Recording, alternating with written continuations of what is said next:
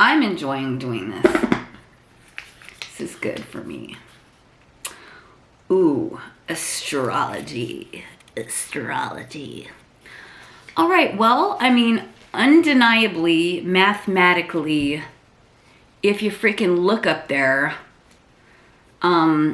first of all, I do believe that there is a giant difference, and I think some people get confused between astrology and astronomy.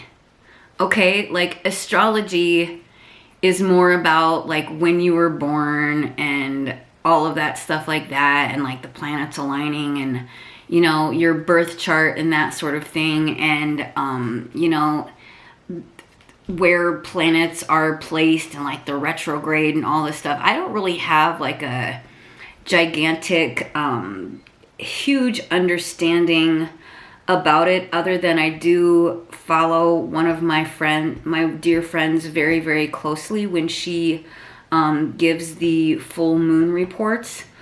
She's also done a birth chart for me in Eastern astrology, which is straight from freaking India, which when I have studied it myself, I believe everything Eastern is so much more, like, makes so much more sense to me than everything Western that the new whatever has come up with. So I'm a Cancer if we're gonna go in Eastern astrology, and then in Western, or Vedic, I believe is the proper terminology. In Western astrology, I would be a Gemini. Now, I mean, if we're gonna look, a Gemini would, you know, pretty much kind of describe me, if that's the duality, the two people, the whatever. I mean, that really, really, really, really does freaking kind of describe me to a T, but I don't think that you can fully buy into all of that because of the differences. I do believe that if you want an accurate depiction, you can't just run around reading your random general things. I think if you want to study it and that sort of thing, when my chart has been read for Western and the Vedic, both seem pretty scarily accurate, and I kind of do have to give some credit and explanation as to why I am the way that I am, because it's a mathematical, undeniable thing if that's what you want to do. And this has been stuff that's been going on for years and years and years and years and years, far longer than when I was born. You know, far longer. I mean, this is ancient stuff.